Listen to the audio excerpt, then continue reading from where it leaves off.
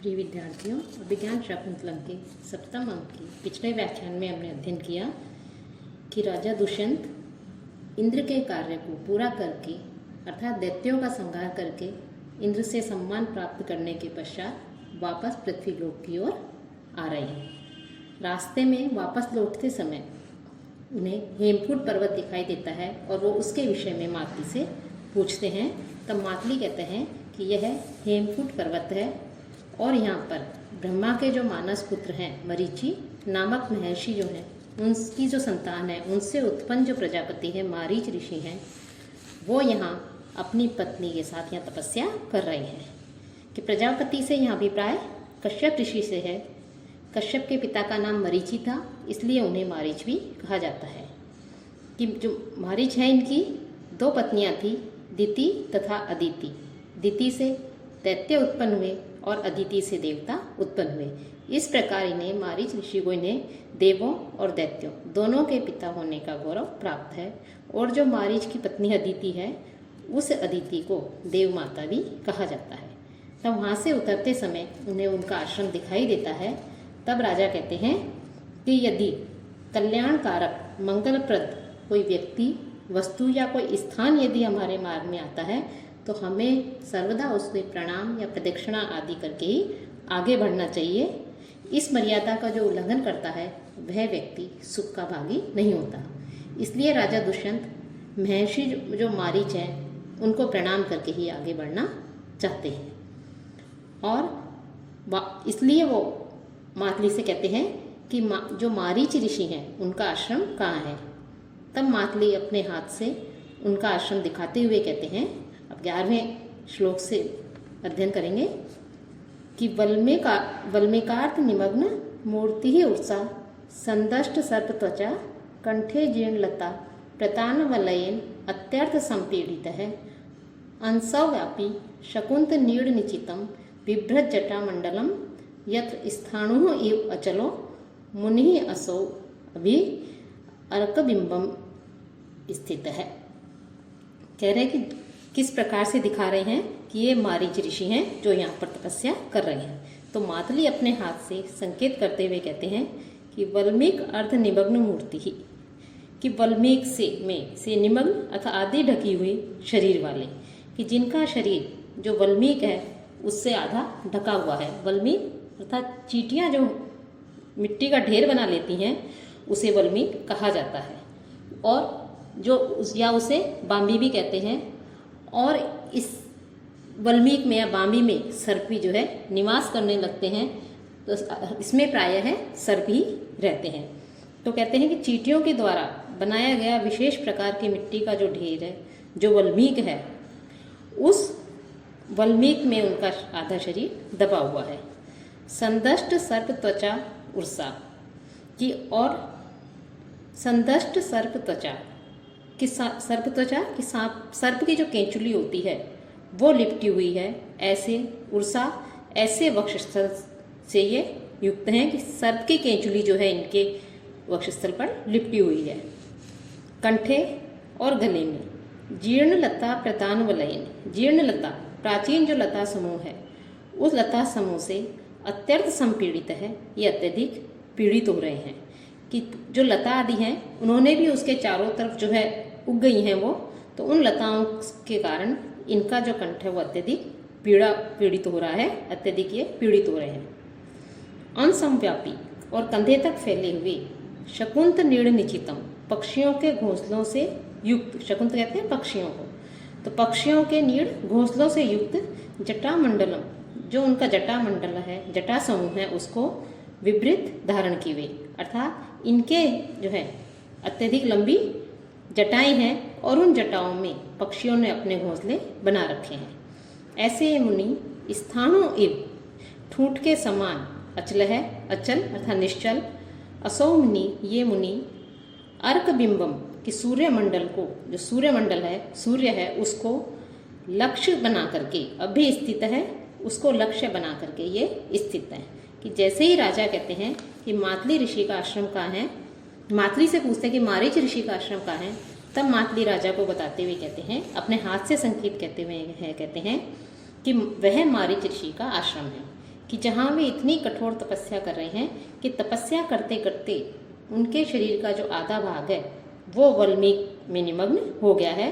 अर्थात चींटियाँ जो हैं उन चींटियों के द्वारा एक प्रकार से मिट्टी का ढेर बना दिया गया है उनके चारों तरफ, या बाम्बी बना दी गई है, और वो उससे उनका शरीर का जो आधा भाग है वो ढक गया है, उसमें लिप्त है। साथ ही साथ उनका जो वक्षस्थल है, उर्सा की जो वक्षस्थल है, वो वक्षस्थल भी सांप की केंचुलियों से व्याप्त है। इस वक्षस्थल में भी जो है सांप की केंचुलियों से व्याप्त है कि मुनि जो हैं वो लंबे समय से तपस्या कर रहे हैं, और तपस्या करने के कारण सर्पों ने उनके शरीर को क्या समझ लिया, मिट्टी का ढेरी समझ लिया, क्योंकि वो जो चींटियाँ हैं उन चींटियों ने उनके शरीर के ऊपर चढ़ करके जो है मिट्टी की बाल्मीक या बाम्बी सी बना दी है, और सर्पों ने उनके शरीर को मिट्टी का ढेर समझ करके अपनी केंचुली उनके वक्षस्थल पर डाल रखी है। ऐसा उनका वक्षस्थल है। गले में सूखी लताएं जो हैं, स्थूल और सूखी लताएं जो हैं उनके गले में लिपटी हुई हैं, जिसके कारण उनका गला जो है अत्यधिक कष्ट का अनुभव कर रहा है, पीड़ित हो रहा है। और वे कंधों तक फैली हुई जटाओं को धारण किए हुए हैं, कि जटाएं जो हैं उनके कंधों तक फैली हुई हैं, और उन जटाओं में पक्षियों ने अपने घोंसले बना लिए हैं। तो पक्षियों ने अपने घोंसलों से युक्त उनकी जटाएं हैं। इस प्रकार से सूखे पेड़ के ठूंठ की तरह निश्चल, कि बिल्कुल निश्चल होकर के और तपरत रह करके निरंतर तपस्या करते हुए वो मुनि जो हैं सूर्यमंडल की ओर ही दृष्टि लगाए हुए हैं, अर्थात सूर्यमंडल की ओर देख रहे हैं। कि महर्षि जो मारीच हैं वो लंबे समय से, सैकड़ों वर्षों से जो है घोर तपस्या कर रहे हैं, और जब एक ही स्थान पर घोर तपस्या रह करके निश्चल ध्यानस्थ रहने पर शरीर जो है उस शरीर पर जो है चींटियाँ मिट्टी का ढेर बना देती हैं, बल्मीक बना देती हैं, बाम्बी हो जाती है, और उसमें सर्प निवास करने लगते हैं। तो जो सर्प है वो उस सर्प भी जो है उनके अपनी केंचुली को उनके वक्षस्थल पर छोड़ रहे हैं, और कंठ के चारों ओर पुरानी जो लताएं हैं वो वर्तुलाकार घेर बना रही हैं, उनके गले के चारों लिपटी हुई हैं, जिससे वो अत्यधिक कष्ट का अनुभव कर रहे हैं। और इनके वक्षस्थल पर सर्प की त्वचा अर्थात केंचुली भी लिपटी हुई है। ऐसे जो मारीच ऋषि हैं वो ठूंठ के समान निश्चल होकर के सूर्यमंडल की ओर अभिमुख होकर के ध्यानमग्न स्थित होकर के तपस्या कर रहे हैं। तो इस प्रकार से किसका, तपनिष्ठा का, तपस्या का जो है यहाँ पर द्योतक है कि किस प्रकार से उन्हें आसपास का कुछ भी ध्यान नहीं है, और वो रत रह करके निरंतर अपने लक्ष्य प्राप्ति के लिए वो जो है तपस्या में लीन है। राजा कहता है नमस्ते कष्ट तपसे, कि कठोर तपस्या करने वाले मुनि के लिए नमस्कार है। मातली संयत प्रगय्यम रथम कृत्वा, कि रथ जो है उसकी लगाम को नियंत्रित करके, नियंत्रित लगाम वाला रथ को रोक करके कि ये जो है एतावत अदिति परिवर्धित मंदार वृक्ष प्रजापते आश्रम प्रविष्टो ईश्वर है, कि हम जो है अदिति के द्वारा, देवों की जो माता है, मारीच ऋषि की जो पत्नी है अदिति है, उनके द्वारा बढ़ाए गए जो मंदार का जो वृक्ष है, ऐसे मंदार वृक्ष वाले प्रजापति अर्थात महर्षि जो कश्यप हैं या जो मारीच ऋषि हैं उनके आश्रम में हम पहुंच गए हैं, आ गए हैं। राजा कहता है स्वर्गात अधिकतरम निवृत्ति स्थानम, कि यह स्थान तो स्वर्ग से भी अधिक सुख देने वाला है, कि स्वर्ग से भी अधिक सुखप्रद स्थान है। अमृत हृदयम इव अवगाढ़ो अस्मि, कि यहाँ पर ऐसा लग रहा है मानो मैं अमृत का तालाब भरा हुआ है और उस अमृत के तालाब में निमग्न हो गया हूँ, डूब गया हूँ। मातली रथम स्थापयित्वा, रथ को स्थित करके कहता है अवतरतु आयुष्मान, कि आप हे आयुष्मान, हे चिरंजीवी, आप उतरे। राजा उतर करके मातले भगवान कथम इदानीम, कि हे मातली अब आप कैसे हैं, अर्थात अब आप क्या करेंगे। तो मातली कहता है संयंत्रितो मया रथ है, कि मैंने रथ को रोक दिया है। वयम अपि अवतरा में है, मैं भी जो है अब उतरता हूँ, आप भी उतरिए। इता आयुष्मान, आप इधर से आइए। फिर घूम करके दृश्यंताम अत्र भवताम ऋषिणाम तपोवन भूम्य, कि आप जो है पूज्य ऋषियों के जो तपोवन हैं, जो आश्रम हैं, उन आश्रमों के इस स्थान को देखिए। राजा कहता है ननु विस्मयात अवलोकयामि, कि मैं आश्चर्य से इस आश्रमों को देख रहा हूँ। फिर 12वें श्लोक में राजा कहते हैं कि प्राणानाम अनिलेन वृत्ति ही उचिता सत्कल्प वृक्षे वने तोये कांचन पद्म रेणु कपिशे धर्माभिषेक क्रिया ध्यानम रत्नशिला तलेषु विबुध स्त्री सन्निधौ संयमो यत् कांक्षति तपोभिः अन्य मुनियः तस्मिन् तपस्यन्ति अमी। कि कह रहे हैं कि ये जो मारीच ऋषि के आश्रम में कोई चारों तरफ जो राजा देखते हैं तो उन्हें वो देखते हैं, कहते हैं कि यहाँ पर सारी मनोकामनाओं को पूर्ण करने वाले कल्पवृक्ष विद्यमान है। ऐसे इस वन में भी मुनिजन केवल किसका भक्षण कर रहे हैं? वायु का भक्षण करके अपने प्राणों को धारण कर रहे हैं। कि सतकल्प वृक्ष कि कल्पवृक्ष जिसमें विद्यमान है, ऐसे वने ऐसे इस वन में भी अनिलेन केवल वायु के द्वारा ही प्राणानाम वृत्ति ही उचिता केवल वायु पी करके ही, वायु को ग्रहण करके ही अपने प्राणों को ये धारण कर रहे हैं।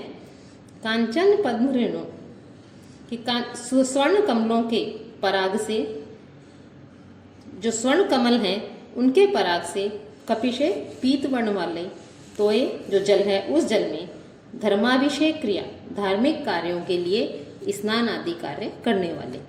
कि स्वर्ण निर्मित जो कमलों के पराग हैं, स्वर्ण के रंग वाले जो पराग हैं, कमलों के जो पराग हैं, उससे पीतवर्ण वाला जो जल है उस जल में मुनि लोग क्या करते हैं? स्नान कर रहे हैं। कि कमल जो हैं, कमल खिले हुए हैं और उन कमलों का पराग जो है तालाबों में या सरोवरों में गिर जाता है, उसमें बिखर जाता है, जिसके कारण वो जल कैसा हो जाता है? पीतवर्ण वाला हो जाता है। ऐसे जल में मुनिजन क्या करते हैं? स्नान करते हैं। उस जल को, वो जल लोगों को अपनी ओर आकर्षित करता है, देखने में आकर्षण लगता है, उसमें उसकी ओर देखने का जो है व्यक्ति का मन करता है। लेकिन ऋषि लोगों का ऐसे उस जल के प्रति भी किसी प्रकार का कोई आकर्षण नहीं है। रत्नशिला तलेषु कि मणि में रत्नों आदि से जड़ित जो शिलापट्ट हैं, उन शिलापट्टों पर विबुद्ध स्त्री सन्निधों संयम है। देवताओं की स्त्रियों के सानिध्य में भी वो क्या करते हैं? संयम है, अपना ध्यान आदि करते हैं, अपनी इंद्रियों पर संयम रखते हैं। अन्य मुनि हैं, अन्य जो मुनि हैं, दूसरे मुनिजन तपोभी तपस्याओं के द्वारा यत् कांक्षन्ति जिन वस्तुओं की अभिलाषा करते हैं, इच्छा करते हैं, तस्मिन् अमी तपस्यन्ति उस में ये मुनिजन क्या कर रहे हैं? तपस्या कर रहे हैं। कि जिन वस्तुओं को प्राप्त करने की अन्य मुनिजन इच्छा रखते हैं, आकांक्षा करते हैं, वो सारी वस्तुएं यहाँ मारीच ऋषि के आश्रम में यहाँ आसपास विद्यमान है। लेकिन ऐसे स्थिति में भी, ऐसे चारों तरफ इन सब वस्तुओं को प्राप्त होने पर भी ये जो मुनिजन हैं मारीच ऋषि के आश्रम में, ये क्या कर रहे हैं? ये लोग कठोर तपस्या कर रहे हैं। ये मारीच ऋषि जो है उनकी तप निष्ठा का, कठोर निष्ठा का परिचायक है। तो राजा कहते हैं कि मातली से कहते हैं कि अन्य मुनिजन जो हैं वो जिन पदार्थों की आकांक्षा रखते हैं और जिनको प्राप्त करने की घोर तपस्या करते हैं, यहाँ इस आश्रम के जो मुनिजन हैं उन पदार्थों को प्राप्त करके भी उनकी क्या कर रहे हैं? घोर उपेक्षा करके, उनकी उपेक्षा करके घोर तपस्या में रत हैं, तपस्या कर रहे हैं, तपे चरण में लगे हुए हैं। क्योंकि इस तपोवन में अभीष्ट फल देने वाला कल्पवृक्ष भी विद्यमान है। तथापि मुनिजन, कल्पवृक्ष होता है कि जहाँ जिस वस्तु की आप इच्छा रखो वो वस्तु प्राप्त हो जाना, अर्थात अपनी प्रत्येक इच्छा की पूर्ति करना। तो कह रहे हैं कि कल्पवृक्ष का सानिध्य प्राप्त होने पर भी, जो कि उनकी सारी इच्छाओं की पूर्ति कर सकता था, लेकिन ये जो है उस कल्पवृक्ष के पास में होने पर भी कठोर तपस्या कर रहे हैं। मुनिजन जो है केवल अपने प्राणों को धारण करने के लिए ही जो वायु है उस वायु का भक्षण करते हैं, वायु को ग्रहण कर रहे हैं। यहाँ के सरोवरों का जल स्वर्ण कमलों के पराग से पीत वर्ण का है और सुवासित है। लेकिन फिर भी मुनिजन जो है उसमें जल क्रीड़ा नहीं करके केवल धार्मिक क्रियाओं के लिए ही स्नान आदि कार्य करते हैं।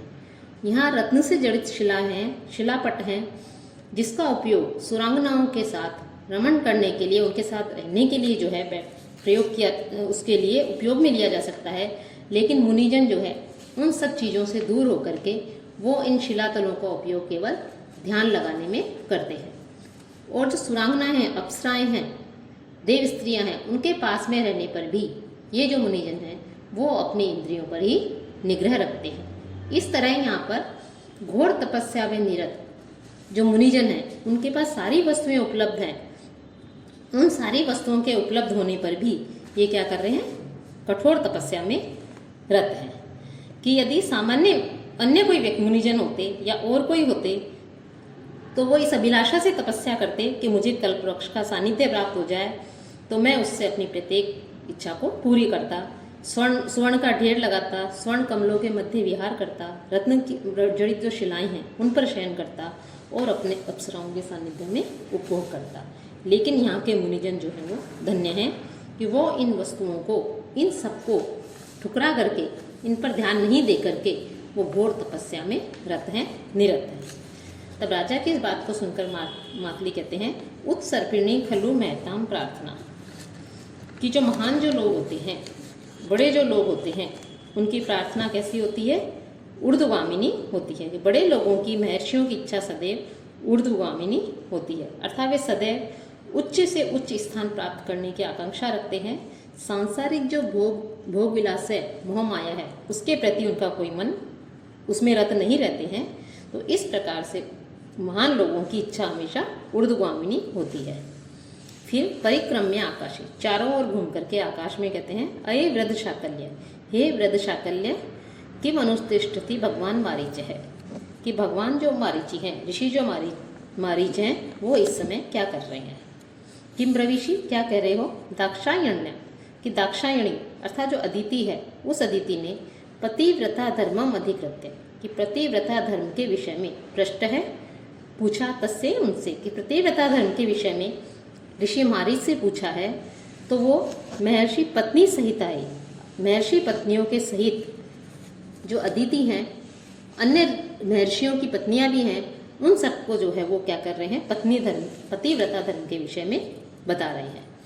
राजा कान देकर ये कहता है, अरे प्रतिपाल्य अवसर है खलु प्रस्ताव, कि निश्चय ही प्रतीक्षा करने के अवसर वाला प्रसंग चल रहा है। अर्थात राजा उनके साथ, जो महर्षि जो मारीच हैं, वो अपनी पत्नी के साथ बैठ करके किसी पतिव्रता धर्म है इस विषय पर जो है वार्तालाप कर रहे हैं, इस विषय पर उन्हें बात कह रहे हैं।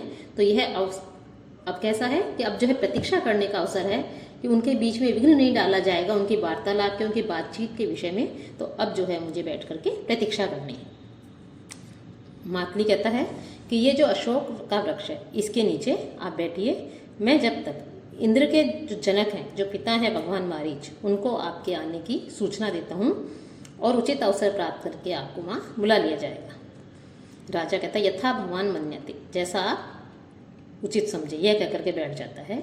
आयुष्मान साध्यम में अहम, यह आयुष्मान मैं जा रहा हूँ, इति निष्क्रांत है, ऐसा कहकर के वहाँ से निकल जाता है। तभी राजा जो है निमित्तम सूचयित्वा, कि निमित्त की सूचना दे के, अर्थात कोई शकुन, शुभ शकुन हुआ उसका अभिनय करके, मनोरथाय न आशंस से किम बाहो स्पंदसे वृथा पूर्वावधीरितम श्रेयो दुखम ही परिवर्तते। मनोरथाय, अपनी भुजा को संबोधित करते हुए कहता है कि बाहो, कि मनोरथाय, मनोरथ की पूर्ति की, अर्थात शकुंतला प्राप्ति रूप अपनी अभिलाषा की, न आशंस से, मैं आशंका नहीं करता, मैं आशा नहीं करता। और व्रथाम की स्पंद से, इसलिए तू व्यर्थ में ही क्यों फड़क रही हो। कि मनोरथ की पूर्ति अर्थात शकुंतला मिलन की जो आशा है वो मैं इस समय नहीं कर रहा हूँ कि मैंने शकुंतला का परित्याग कर दिया, अब तो ये आशा भी शेष नहीं है कि शकुंतला से मेरा मिलन होगा। तो अब ये बुझा, तो अब तुम व्यर्थ में ही क्यों फड़क रही हो। पूर्वावधीरित, पूर्व में तो मैंने क्या किया, उसका तिरस्कार कर दिया गया। श्रेय है, ऐसी तिरस्कृत किया हुआ जो कल्याणकारक जो वस्तु है वह दुखम परिवर्तती, दुख रूप में परिवर्तित हो जाता है, दुख रूप में परिवर्तित होती है। कि राजा जैसे ही आश्रम में प्रवेश की सीमा में प्रवेश करता है, राजा की दक्षिण जो भुजा है, दाईं जो भुजा है वो फड़कने लगती है। और दाईं भुजा फड़कने का अर्थ है कि स्त्री की प्राप्ति का सूचक है, कि स्त्री से मिलन होगा, स्त्री की प्राप्ति का सूचक होता है। उसको जैसे ही भुजा फड़कती है, राजा अपने मन में कहता है कि मेरी उत्कृष्ट अभिलाषा तो किस थी, शकुंतला को प्राप्त करना ही है, लेकिन अब उससे मिलने की कोई आशा नहीं है, क्योंकि जब वो उपस्थित हुई थी तो मैंने अपमानित करके उसे निकाल दिया। फिर मेरी जो दाहिनी भुजा फड़क रही है, इसका फड़कना मेरे लिए व्यर्थ है, इसका कोई लाभ नहीं है, क्योंकि जब कल्याण में ही वह शकुंतला मेरे सामने आई, राज्यसभा में आई, मेरे समीप आई, तब मैंने जो है उसका तिरस्कार करते हुए उसका परित्याग कर दिया। और अब इस अकारण ही, बिना कारण ही मैंने उसका परित्याग कर दिया और उसके फलस्वरूप उसकी जो है मुझे जो अत्यधिक दुख की प्राप्ति हो रही है। अत्यधिक कल्याण का जब हम त्याग कर देते हैं तो कल्याण का त्याग या मंगल का त्याग भी का परिणाम क्या होता है? दुखी होता है। दुष्यंत मन में ये विचार करता है कि मुझे तो अपने मनोरथ की भी आशा नहीं है। अपनी दाहिनी भुजा फड़कने का जो अर्थ होता है कि स्त्री की प्राप्ति होगी, तो मुझे तो इसकी भी आशा नहीं है, क्योंकि मैंने अब मेरा कल्याण करने वाली, कल्याणदायी जो मंगलदायी जो शकुंतला थी उसका मैंने परित्याग कर दिया, और मंगल का परित्याग करने का परिणाम हमेशा दुखी होता है। तो अब जो है मुझे शकुंतला की प्राप्ति कहाँ से हो सकती है? उस शकुंतला को मैं कैसे प्राप्त कर सकता हूँ? अर्थात अकारण परित्याग से मेरा दुख जो है और बढ़ रहा है, और उसकी पुनः प्राप्ति भी दुख साध्य ही है। अर्थात पूर्व में तिरस्कृत कल्याण केवल दुख रूप में ही जो है परिवर्तित होता है। उससे यदि हम कल्याण का परित्याग कर दें, उसका अपमान कर दें, उसका तिरस्कृत कर दें, तो फिर उससे जो है सुख की अभिलाषा नहीं की जा सकती। इस प्रकार से राजा उस भुजा को संबोधित करते हुए कह रहा है। अगले व्याख्यान में हम चोर में से अध्ययन करेंगे।